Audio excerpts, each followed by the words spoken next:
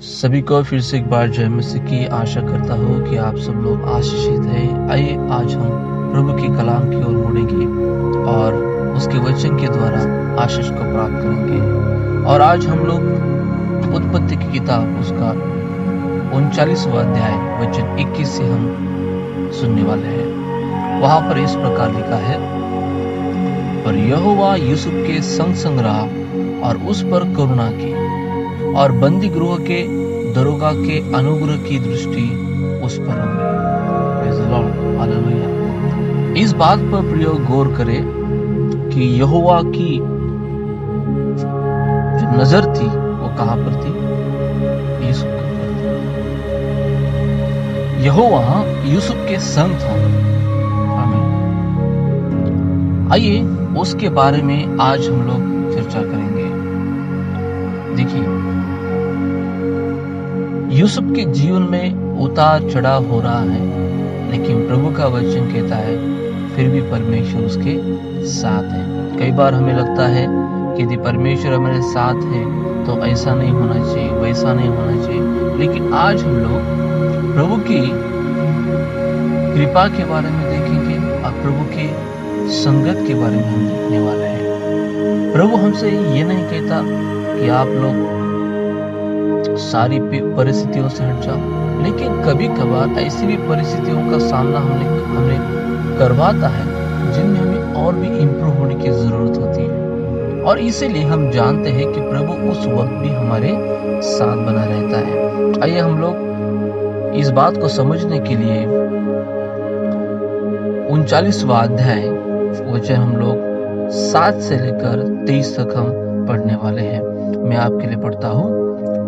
वहां पर इस प्रकार लिखा है, उन बातों के पश्चात ऐसा हुआ कि उसके स्वामी की पत्नी ने यूसुफ की ओर आंख लगाई और कहा, मेरे साथ सो।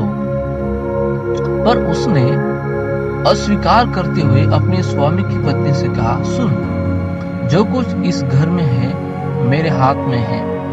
उसे मेरा स्वामी कुछ नहीं जानता और उसने अपना सब कुछ मेरे हाथ में सौंप दिया है। इस घर में मुझसे बड़ा कोई नहीं और उसने तुझे छोड़ जो उसकी पत्नी है मुझसे कुछ नहीं रख छोड़ा। सो भला मैं ऐसी बड़ी दुष्टता करके परमेश्वर का अपराधी क्यों बनूं? और ऐसा हुआ कि वह प्रतिदिन यूसुफ के बाद बातें करती रही, पर उसने उसकी न मानी कि उसके पास लेटे व उसके संग रहे। एक दिन क्या हुआ कि यूसुफ अपना काम काज करने के लिए घर में आ गया और घर के सेवकों में से कोई भी घर के अंदर न था। तब उस स्त्री ने उसका वस्त्र पकड़कर कहा, मेरे साथ सो। पर वह अपना वस्त्र उसके हाथ में छोड़कर भागा और बाहर निकल गया। यह देखकर कि वह अपना वस्त्र मेरे हाथ में छोड़कर बाहर भाग गया, उस स्त्री ने अपने घर के सेवकों को बुलाकर कहा, देखो, वह एक इब्री मनुष्य को हमारा तिरस्कार करने के लिए हमारे पास ले आया है। वह तो मेरे सास होने के मतलब से मेरे पास अंदर आया था और मैं उसे स्वर से चिल्ला उठी और मेरी बड़ी चिल्लाहट सुनकर वह अपना वस्त्र मेरे पास छोड़कर भागा और बाहर निकल गया। और वह उसका वस्त्र उसके स्वामी के घर आने तक अपने पास रखी थी। तब उसने उससे इस प्रकार की बातें कही कि वह इब्री दास जिसको तू हमारे पास ले आया है, सो मुझसे हंसी करने के लिए मेरे पास आया था। और जब मैं उच्च स्वर से चिल्ला उठी तब वह अपना वस्त्र मेरे पास छोड़कर भाग गया। अपनी पत्नी की यह बात सुनकर कि तेरे दास ने मुझे ऐसा ऐसा काम किया, यूसुफ के स्वामी का कोप भड़का और यूसुफ के स्वामी ने उसको पकड़कर बंदी गृह में, जहां राजा के कैदी बंद थे, डलवा दिया। सो वह उस बंदी गृह में रहने लगा। पर यहोवा यूसुफ के संग संग रहा और उस पर करुणा की और बंदी गृह के दरोगा के अनुग्रह की दृष्टि उस पर हुई। सो बंदी गृह के दरोगा ने उन सब बंधुओं को जो कारागार में थे यूसुफ के हाथ में सौंप दिया, और जो जो काम वे वहां करते थे वह उसी की आज्ञा से होता था। बंदी गृह के दरोगा के वश में जो कुछ था, क्योंकि उसमें से उसको कोई भी वस्तु देखने न पड़ती थी, इसलिए कि यहोवा यूसुफ के साथ था, और जो कुछ वह करता था यहोवा उसको उसमें सफलता देता था। Praise the Lord. जी हाँ प्रियो, जो हमने पढ़ा है उसमें से हमें देख मिलता है कि जैसे कि पिछले भाग में हमने देखा, यूसुफ जो एक दास बनकर पोतीफर राजा के पास था, जिसका विश्वास उस पर बड़ी तौर से हुआ था, लेकिन जब वो बाहर गया है तो पोतीफर जो राजा का जो अधिकारी है, उसकी बेबी की नजर यूसुफ पर गई। क्यों यूसुफ पर गई? क्योंकि पवित्र शास्त्र हमें कहता है यूसुफ एक सुंदर व्यक्ति था, और कई दिनों से वो जो स्त्री है वो यूसुफ को बार बार कहती रही कि आ, लेकिन यूसुफ ने उसकी एक ना सुनी। वजह इसके कि वो सामना करता, लेकिन उसने उस बात को ठुकरा दिया। उसने अपने परमेश्वर का भय रखा। उसने तो स्वयं ही कह दिया कि देख, तेरा स्वामी यहाँ पर नहीं है, हमें देखने के लिए कोई भी नहीं है, मुझे देखने के लिए कोई भी नहीं, लेकिन एक है, वो है मेरा परमेश्वर। वो हमेशा अपनी नजर मेरे ऊपर रखता है। आमीन। जी हाँ प्रियो, भले कोई हमें ना देखे, लेकिन परमेश्वर की नजर हम पर है। तो बात इस तौर आती है, क्या हम बिना परमेश्वर का भय रखे अपनी जिंदगी को बिताए?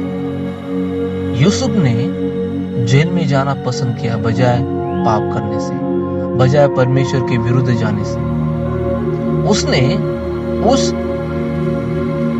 बातों का इनकार किया जो आज संसार में हम देख पाते हैं। अपनी शारीरिक विलास के तौर वो न भागा, लेकिन उसने अपने परमेश्वर को प्रसन्न किया, ना कि उस स्त्री को। भले उसको सजा मिली, लेकिन उसने उस सजा को अपना लिया और पाप को ठुकरा दिया। आइए हम लोग आज उस मर्म की ओर मुड़ेंगे। सारी बातों को ध्यान में रखते हुए आज हम लोग आत्मिक कौशल्यमय जीवन के बारे में तीसरी पहर में है, और आज हम कुछ प्रभु की इच्छा के बारे में हम सीखेंगे। आइए हम मनन करेंगे। देखिए, जैसे कि हम लोग अब तक मनन कर रहे हैं, तो ये सारे भाइयों में से ये यूसुफ अलग क्यों था? क्या आप जानते हो? मुझे तो ऐसा जान पड़ता है कि यूसुफ का जो पिता याकूब था, वो काफी समय से आत्मिक जिंदगी में कुछ अच्छा नहीं था।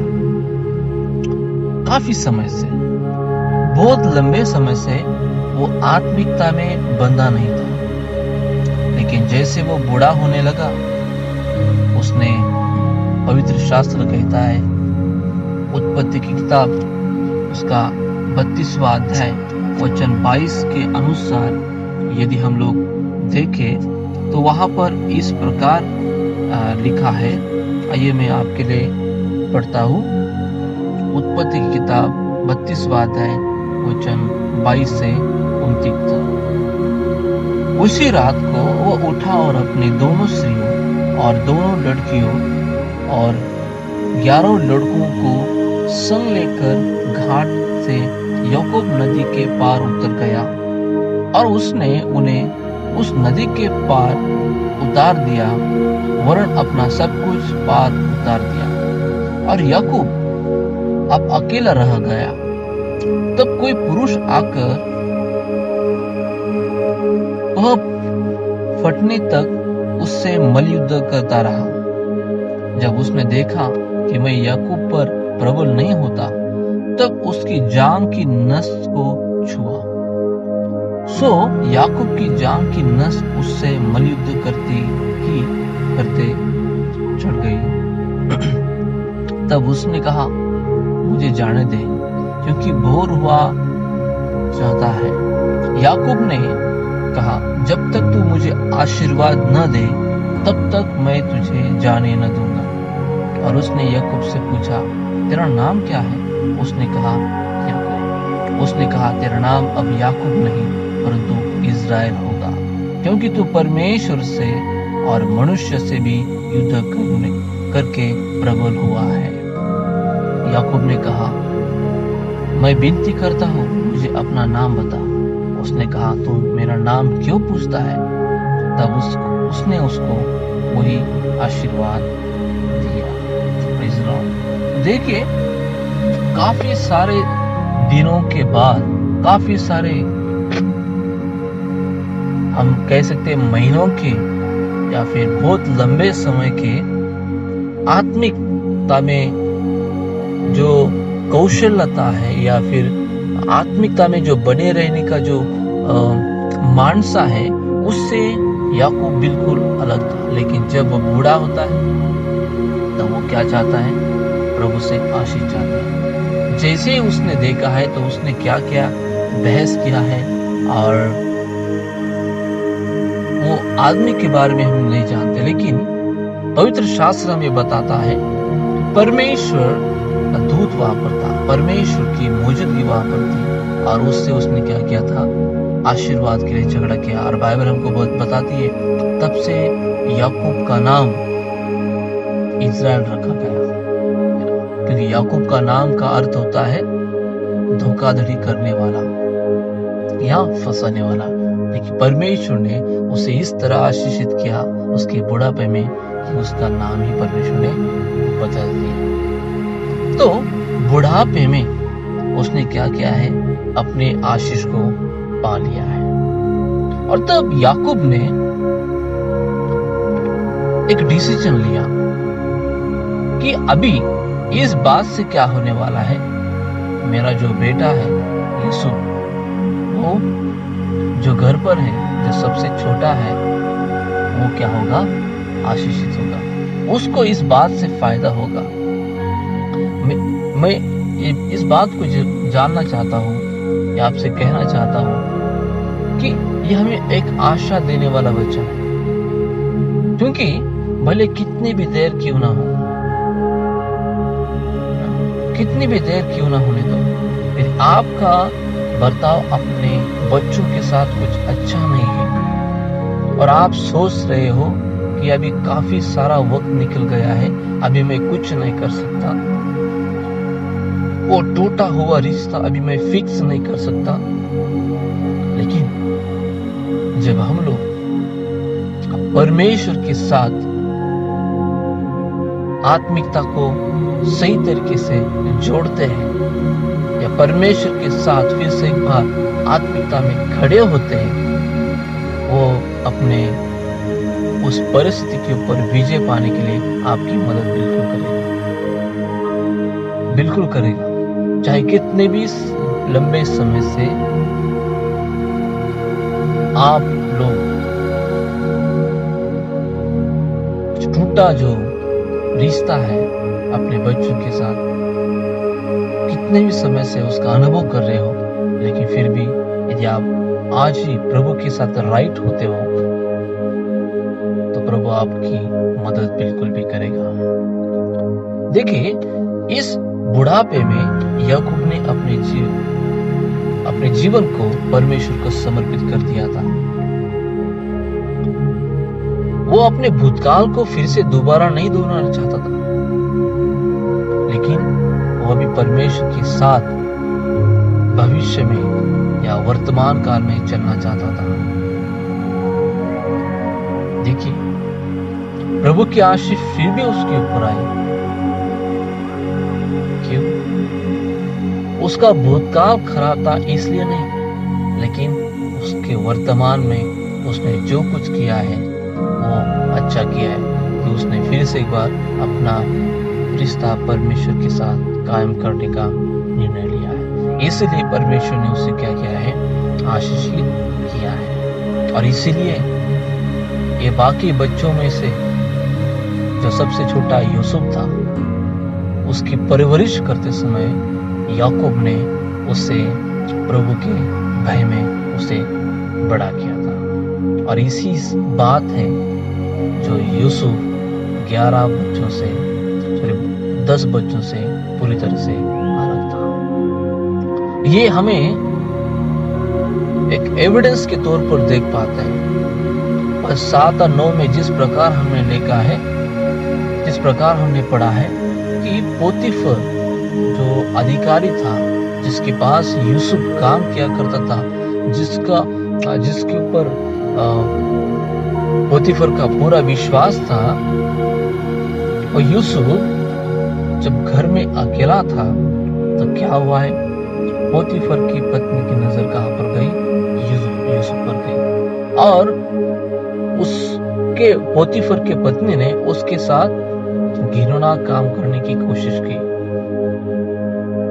अपने खुशी को पाने के लिए उसने क्या किया है, यूसुफ के साथ बातचीत की, लेकिन उस हालात में यूसुफ ने उसकी एक ना सुनी। तो क्या देख पाते हम लोग यहाँ पर, उसने उस बात को देखा जो हमें देखना चाहिए हर वक्त। उसने इस बात को देखा कि अरे ये जो कुछ भी हो रहा है अभी, परमेश्वर मेरे साथ है और वो मेरे साथ अच्छा कर रहा है, मेरे अच्छाई के लिए वो काम कर रहा है। और इसीलिए उसने क्या किया, मुझे उस वहां से निकालकर मुझे यहाँ पर ले आया है, और अब तो सब कुछ अच्छा चल रहा है। तो प्रभु की मौजूदगी यदि मेरे साथ है, तो वो पोतीफर की पत्नी को कहता है कि देख, जब मेरे साथ सब कुछ अच्छा कर रहा है, तो मैं परमेश्वर के साथ विश्वास योग्यता से जीवन को जीना चाहिए, बल्कि अविश्वासी जीवन। सब कुछ जब प्रभु मेरे साथ अच्छा ही कर रहा है, प्रभु की इच्छा के अनुसार सब कुछ मुझे आशीषित प्रभु कर रहा है, तो मैं उसके विरुद्ध में क्यों जाऊं, मैं उसके खिलाफ पाप क्यों करूं। लेकिन पोतीफर की पत्नी ने उसकी एक बात को न माना, लेकिन उसने क्या किया है, उसके कपड़ों को खींचा है। और फिर यूसुफ ने देखा कि नहीं, अभी ये गड़बड़ कर दी, यूसुफ वहां से भागा है। लेकिन पोतीफर की पत्नी ने क्या किया है, उसे झूठे अंजाम में फंसा दिया है। देखिए प्रियो, एक ऐसा व्यक्ति जो अच्छे से चलने की मानसा रखता है, जो काफी सारे लंबे समय से अपने घर वालों से पीड़ित है, अपने भाइयों से, अपने घर में जैसे उसने स्वप्न बताया तो सारे बच्चे उसके विरुद्ध हो गए, और माता पिता ने भी क्या किया था, बोले नहीं, ऐसा नहीं हो सकता।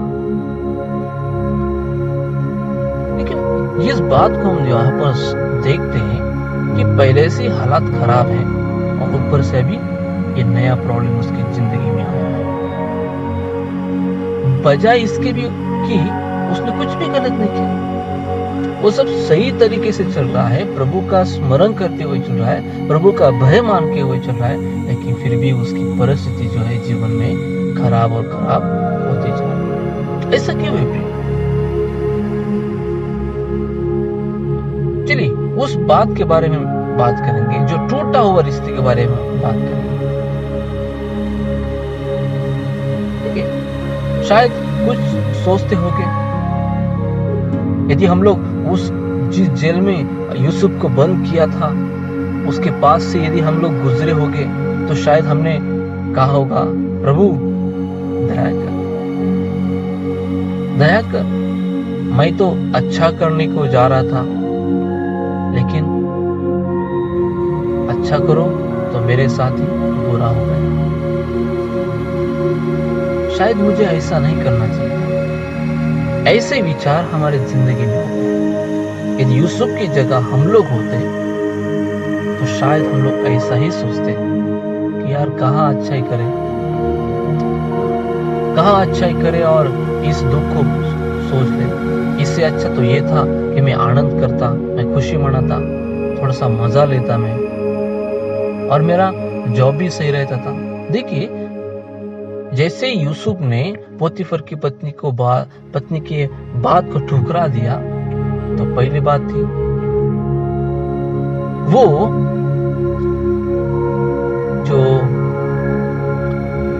जो शारीरिक जो वासना है उससे वंचित रह गया। दूसरी बात है, उसको जॉब से निकाल दिया गया। भले उसने गलत कुछ भी नहीं किया, पोतीफर की पत्नी की इच्छा के अनुसार उसने कुछ भी नहीं किया, लेकिन फिर भी उसे ये सजा मिली है, झूठा दावा उसके ऊपर लगा है। तो शायद हम लोग भी कभी कभार ये सोचते हैं कि यार अच्छा होता कि प्रभु की बात को न माना होता, कम से कम इस हालात में तो न पड़ते। लेकिन प्रियो,